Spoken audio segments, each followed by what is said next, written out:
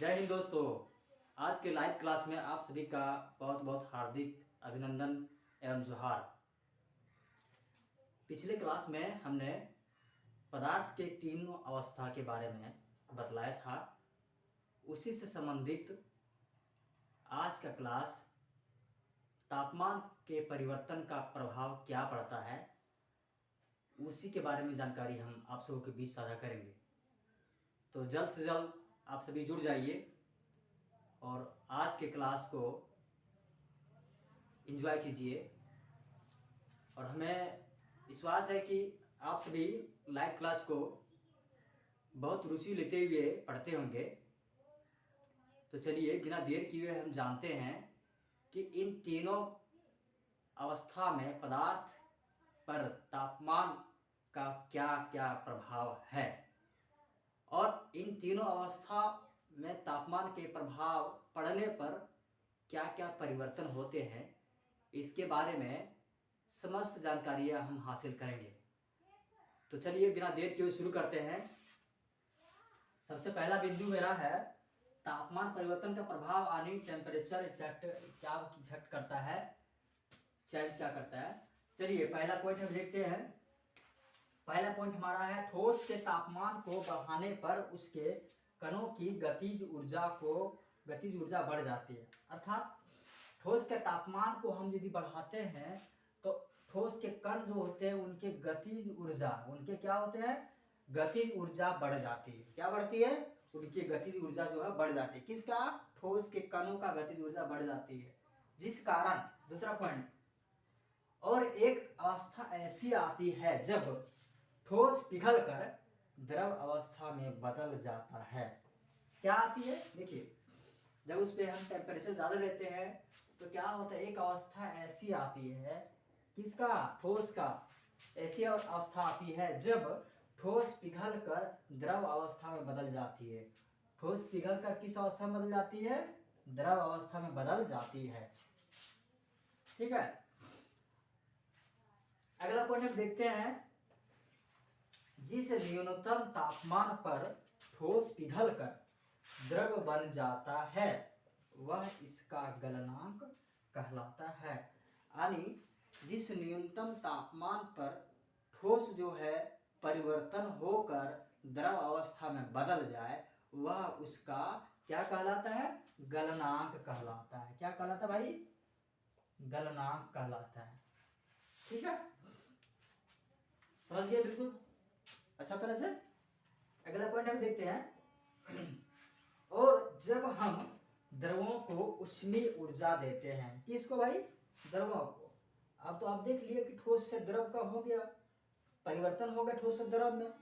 अब यहाँ पे जब हम द्रव में ऊष्मीय ऊर्जा देते हैं, यानी द्रव को हम तापमान देते हैं, ऊष्मीय ऊर्जा देते हैं, तो यह गैस अवस्था में बदलना शुरू हो जाता है। क्या होता है भाई, जब हम द्रव अवस्था को टेम्परेचर ऊष्मीय ऊर्जा देते हैं तो वह गैस अवस्था, कौन सा अवस्था, गैस अवस्था में बदलना शुरू हो जाता है। ठीक है, अब लास्ट पॉइंट इसमें देखिए, यहाँ तो ठोस से द्रव और द्रव से गैस तीनों में परिवर्तन हो गया। किसके प्रभाव से, तापमान के प्रभाव से, ऊष्मा के प्रभाव से। ठीक है, अब लास्ट पॉइंट इसमें हम देखते हैं भाई कि वह तापमान जिस पर द्रव उबलने लगता है, कौन उबलने लगता है, उबलने लगता है द्रव। वह तापमान जिस पर द्रव उबलने लगता है उसे इसका क्वथनांक कहते हैं। यानी द्रव अवस्था का वह उचित तापमान जब मिले और वह उबलने लगे तो वह उसका क्या कहलाता है, क्वथनांक कहलाता है। क्या कहलाता है, क्वथनांक। किसका भाई, द्रव अवस्था का क्वथनांक कहलाता है। जैसे हम जब पानी को गर्म करते हैं 100 डिग्री सेल्सियस जब होता है तब पानी जो है हमारा उबलने लगता है, तो पानी का क्वथनांक क्या होगा भाई, 100 डिग्री सेल्सियस। तो आप ये ध्यान रखेंगे कि जिस तापमान पर द्रव अवस्था उबलने लगे वह इसका क्वथनांक कहलाता है। ठीक है, तो हमने देखा कि ठोस से द्रव और द्रव से गैस, ये तीनों परिवर्तन किसके प्रभाव से हुआ, तापमान के प्रभाव से। तो चलिए इस कड़ी में हम देखते हैं और एक ढांचा बनाते हैं। देखिए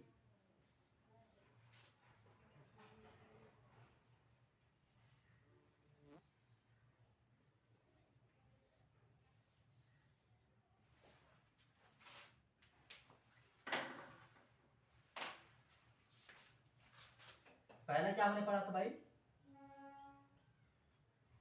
ठोस अवस्था। क्या पढ़ा था? ठोस अवस्था। ठोस अवस्था में हम जब उष्मा दिए, क्या दिए भाई? हमने उष्मा दिए तो किसमें परिवर्तन हुआ? द्रव में हुआ। किसमें परिवर्तन हुआ? द्रव अवस्था में हुआ। ठीक है, ठोस से क्या आया? द्रव अवस्था आया। अब उसमें द्रव अवस्था में टेम्परेचर दिए, किसमें दिए? द्रव अवस्था में टेम्परेचर दिए तो ये किसमें बदला? गैस अवस्था में।